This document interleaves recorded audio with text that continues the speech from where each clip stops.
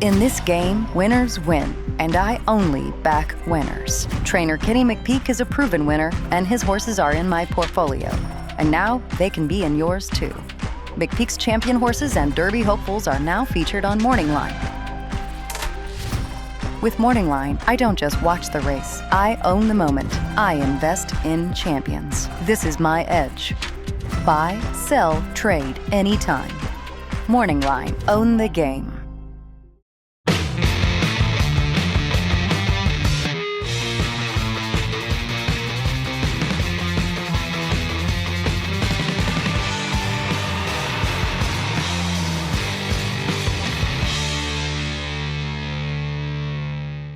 Hi, everyone. Thanks so much for joining us here on the Daily Racing Form YouTube. I'm Gino Buccola alongside Mike Beer with producer Bobby helping us out as we preview the Grade 2 Hillsborough out at Tampa Bay Downs. It's a big Saturday of racing for Tampa Bay Derby Day. Let's take a look at the field for this one. It's going to go as race number 9. We have fillies and mares, 4-year-olds and up. And the real key race from handicapping perspective for this one, Mike, is the Pegasus World Cup filly and mare turf. I think the top contenders are all coming out of that race. You have Whiskey Decision, Destino Doro, and One More Time. All three of them, and actually including Proctor Street, they were all 4 in that race. The 3 that I was mentioning, I think had probably some excuses, some trouble. Proctor Street didn't have the simplest race either, but that day was Destino Doro's day, who was 15-1, got the trip, got the kind of outside clear trip. The other 3, you could probably build a case that they didn't get the best of trips that day and might be a little playable in here at a better price. Boy, I couldn't have said it better myself. I'm going to agree with all that stuff here. And listen, Destino Doro's been a nice horse from day one, so it's not surprising that she won that race. I think the most surprising thing about Destino Doro that day is that somehow they let her go at 15-1, which is not a price you're going to get this time. But you're right, especially Whiskey Decision and One More Time. Those 2 horses felt like the trips just really didn't work out for them on that day. Let's see what Timeform US thinks about the race, how it's going to shape up with the pace projector for this one. That there is not very much early speed in this race. Like on paper, I think Aunt Mo is kind of a long shot that we can look at and say, I mean, her only chance to win this race or run a good race is probably if she gets out front and gets loose. I don't know if she's going to come from behind and pass a bunch of horses in here. But and One More Time, like of the top contenders, could get a much different and a much easier trip here than last time out. Yeah, I wonder if they'll decide to get a little aggressive this time with Ann One More Time. I think the one thing that could hold her back for that is just going through her races up to this point, Gino, she's not a great gate horse, man. She's almost never breaks sharply from the gate. But she has plenty of early speed. And if the longer I looked at the race, the more I just felt like if I'm Javier Castellano riding this horse, why would I concede the lead to a horse like Aunt Mo, who just seems like an absolute no-hoper in this race, and let her control it? I would just come out of there running and try to make the lead. And you're drawn well to the outside, so you can get out of the gate, you could take a look over, and then just know if you have to put the pedal to the metal to get over, to cross over. I agree with you. Third start off the bench, it just is a much better spot for Ann One More Time with less pace in this race in a smaller field. Let's meet this field for the Grade 2 Hillsborough. $225,000 up for grabs. Race 9 on Saturday, March the 7th at Tampa Bay Downs, in the middle of all those great late exotics leading you into the Tampa Bay Derby. We start things out with Whiskey Decision. She was actually the morning line favorite in the Pegasus World Cup filly and mare turf. I think she was like 9-2, 5-1 on the morning line, and then she ended up going off at like 5-1. Nobody really knew who to bet in that race. I think she finished as like the 3rd choice, but she had legitimate trouble in the race. We're going to show it to you in just a minute when we get to Destino Doro. But Whiskey Decision had some early traffic, was in the back 3, and there's a moment at the top of the lane where you can see she's kind of right behind Destino Doro, and Destino Doro gets the spot. She has to wait and then follow her, and it's maybe the difference between winning and finishing 4th, at least finishing closer for Whiskey Decision. So I just feel like second start back now. Another instance where I was reading some of the Dave Grenning's preview for this race, and you can hear like Chad Brown talking about that trip, right? Getting beat to the spot, and maybe a different trip could have resulted a little bit differently. So I just think she's super live in here. You probably get a little better price on her, Mike. And I just thought that if you wanted Destino Doro, you wanted her at 15-1 last time. Yeah, agreed. We'll see how they wind up betting this thing. I don't know how they're going to actually wind up betting the race, but I guess that would be the first thing I would wait for. Yeah, and I agree. We're going to look at the replay, and people can go back and watch the full replay themselves. it just didn't really work out. I guess it all started when Pratt he really took a hold of this horse and took her all the way back off the pace. And I don't know, Gino, when I watch her prior races, you don't have to ride her like that. You don't have to take her all the way back. I mean, there are a bunch of races of hers, especially going back a couple of years when she was a 3-year-old, where she just looked like an incredibly difficult horse to ride. Like, she doesn't always want to rate. She gets really ranked when you take a hold of her. So maybe that had something to do with it last time. But I just think Pratt had her out of position for a lot of that race. And it cost her a trip more like the one she got 2 starts back when she won the Athenia. A trip more like that, it's going to make her super, super tough in here. And the other thing to point out is a mile and an eighth, no problem for her. She gets this far and she gets it easily. She's a really strong finisher. It is worth mentioning too, Pratt had a bad day on Pegasus World Cup day. Like, he had a lot of bad rides with some of the really top contenders. And I'm saying this as someone who is a huge fan of his. I think he's on the absolute tip top tier. We are humans just like any athlete. Like, you have good days and bad days. Some days one thing goes wrong, then you make a bad move, you get stuck in some traffic here and there. Just keep an eye, because he's the type of rider that if I don't even say make a mistake, but if he does something and he feels like he could have done it differently, usually the next time he comes back and gives that horse a fantastic ride and does everything right. So I just think it's going to be a really good effort coming from Whiskey Decision. We moved to Proctor Street. This was one of the horses who was kind of the live buzz horse in the Pegasus World Cup filly and mare turf. She had a fine start. She was dealing with some traffic. She was about 7th, about 5 lengths off. She got stuck inside without much room. Then at the top of the lane, she did get an opening, and she didn't really move through all that much. But I mean, you can say that she had some traffic earlier on. I know that in some of these races, like in that World Cup filly and mare turf, the outer flow was very good. You saw a lot of the horses running well, all moving to the outside. The inside wasn't quite as well. What do we do with Proctor Street in here, Mike? Yeah, I mean, I guess we'll see. I listen, I don't think that she ran great in the Pegasus World Cup Turf, but I guess, there are some horses, just whether there's room inside or not, some horses just don't like to rally along the inside. And once Gaffleon decided we're going to stay in here and see what happens, that the rail did open up for her in the stretch, but maybe she just didn't really want to rally down there, because I've seen this horse put in some really big finishes down the outside of a turf course. So I guess if you were trying to make an excuse for that last one, that would be the only one that I could come up with, because other than that, I just don't think that she ran that well. And it kind of made me not want to bet her back this time. I agree. Of the 4 horses from the Pegasus, I like her least of those 4. I just what you said, it did open up. I wanted to see a little bit more from her then. We just didn't see it. Dreaming of Abba comes into this race. She was 5th in the Endeavor. She was chasing Aussie Girl. She was 71-1 that day in the Endeavor. She just feels a cut below like the top contenders. Yeah, exactly. I mean, just a huge price. Last time when they ran her stakes race, they ran her in the Athenia at the end of last year against Whiskey Decision. She was over 40-1 that day, and she was nowhere. Just kind of feels like these races are too tough for her.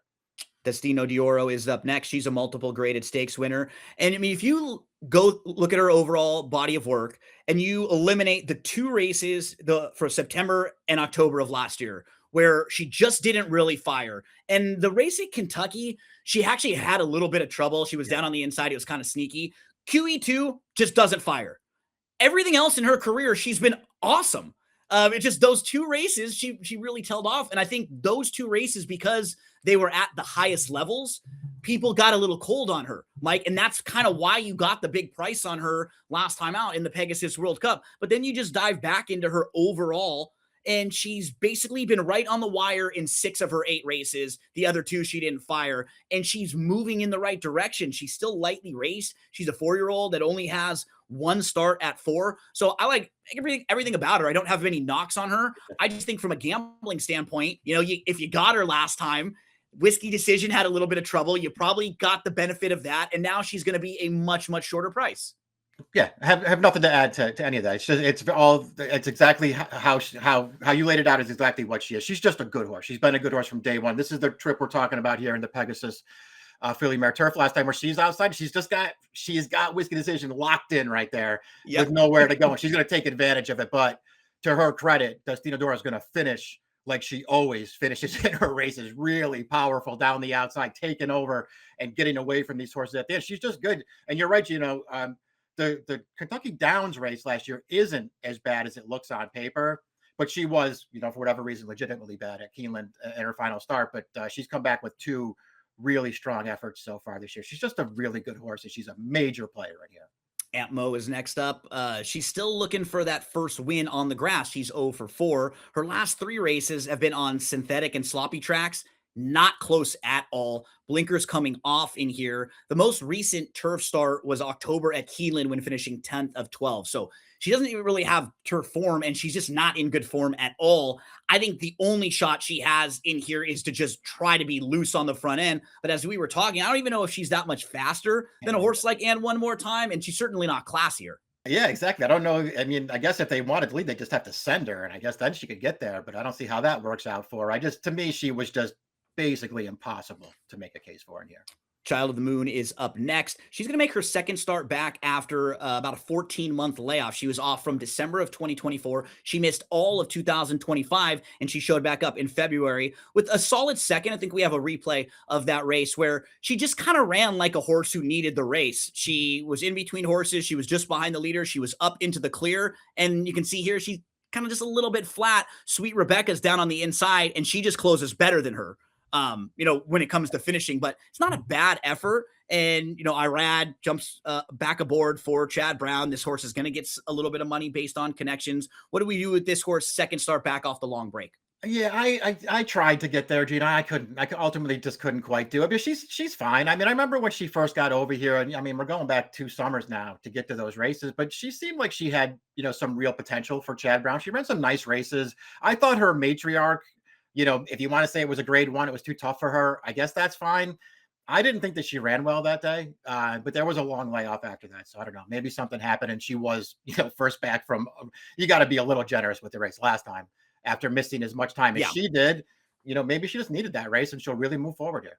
Yeah, on paper, you can look at her form overall, and I did kind of what you did. I just don't know how good she is, right? Yeah. Like, I want to see her. I have her in the very bottom. Like, I just like the horses coming out of the Pegasus race better than her. I think they're a little bit better than her right now. We move to Scythian, who is a grade 2 winner, finished 3rd in the Endeavor last time out, was inside, was 4th, moved up at the top of the lane in striking range, ends up losing a photo for 2nd. They were all chasing the lone speed winner, Aussie Girl, that day. Scythian overall is still pretty lightly raced. And when you go through her form, she doesn't have many bad races, Mike. Can you build a case for her in here? Yeah, I mean, I feel like you could. She was a tough call for me, Gino, because this is a race, in my opinion, that sort of lacks appealing long shots. Yeah. And she's kind of an appealing long shot. She's 10 to 1, and I don't think she's impossible in this race. I guess she's the kind of horse I can go either way on, because I could poke holes in her good races. But then I can make excuses for some of her races that maybe don't look so good, including like the return to turf last October, where she lost against New York, but she was going to win that race. She got totally skunked in the stretch that day, or else she was going to win that race for sure. Then they tried to get 11 furlongs with her in the grade 3. I didn't think that she ran great that day, but maybe she doesn't really want to go that far. And then she was off to a little bit of a layoff last time and sort of got a little tired at the end. So maybe she needed the race. I don't know, man. I tried really, really hard to dress her up, and I didn't quite get there, but I feel like she's a horse to at least take a second look at. I think you hit it well. Like, if you're looking for the price, this is probably the most fun price option in the race, because a lot of the other horses just seem like logical, like it's a good spot. This is the one that might be double digits that you can actually build a case for. There's still some upside. She might be able to sit a nice trip in front of some of these others who are a little bit deeper closers. Maybe she can get the jump on them in a race where we don't think there's a lot of speed. Can she sit like 3rd? Maybe, and one more time in the long shot go, and she's like right behind them and gets the jump. So yeah, if you're looking for a price horse, maybe it's Scythian. We round things out with And One More Time. When we showed the replay a moment ago, she was the horse that was the number 10 at the front, right at the top of the stretch, but she was fading, Mike, because she had just made a big early move. She was 3 deep going into the first turn. She was 4th. Couple lengths off, and then she makes this big move up to the lead. She was in the 2 path within our time to the inside. Not only did she make that big move, but then after making the move, she couldn't really clear. So she's like having to battle while she's on the front end. So it was not an easy trip. And in this race, just by default, looking around the field, she's just naturally quicker than most of this field. She's got to be in the top 2 or so early on. I agree. As we talked about at the Open too, if I was Castellano, I'd just be looking to come out of there running and try to make the lead this time. Again, she's not a great gate horse, so that could complicate things. But if she breaks cleanly from the outside, I would just try to do that. the ride and trip that she worked out last time, you just don't win turf races doing stuff like that, man. It's way too hard to do it. I would just point out though, in the prior race, and she ran great in the Tropical Park Oaks, but she got a much better trip that day and had first run on Destino Doro and actually came out and tried to knock Destino Doro down in the stretch of that race and still couldn't beat her. So I don't know if I think she's going to be able to beat her this time as they go even a little bit further, because I don't know about you, Gino, but I'm a little worried about more distance for this race. I'm not sure that she's going to relish going longer. Completely agree. She just feels like she could get a nice trip in here inside. We'll see if she can hang on. That's where her advantage. Can she get the jump on some of these and get a little bit of separation on Destino Doro and on Whiskey Decision, Proctor Street, the horses that she's going to have to hold off that are going to be coming late. And one more time rounds out the field before we move to selections. Let's find out a little bit more about our friends at morningline.io. Morningline.io is the official sponsor of this preview. Unlock access to some of racing's most coveted bloodlines, mares and colts connected to championship pedigrees. Morningline is a private SEC-regulated marketplace where approved participants can trade licensed interests in elite racehorses. No ongoing costs. Build your stable only at morningline.io. Okay, Mike, how are we going to stack them up here in the Grade 2 Hillsborough?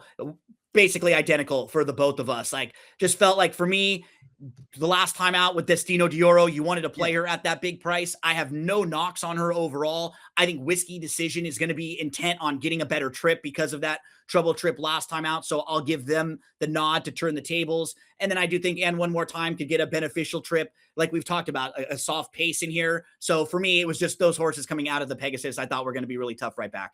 Me too. I tried to get to the 7 and the 8 as a top pick in here. Didn't ultimately quite get there. And I just feel like this is going to come down to the 1 and the 4.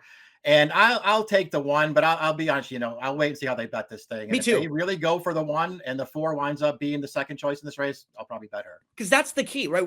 The point of going to the 1 is that coming off of that race on that loss, you may get a little more value built in here. But if there is a situation where money all comes in on Whiskey Decision and you're getting 2 or 3 times the price on Destino Doro, well, then Destino Doro again is the value here. So that's what you have to do as a gambler sometimes. That's why sometimes it's hard when we do these videos 3 or 4 days out, right? Because prices change and you got to be real. You got thing and the horses that you bet or something else. Absolutely. You got to be willing to call an audible. So however you're playing them this weekend at Tampa Bay Downs, we wish you the best of luck.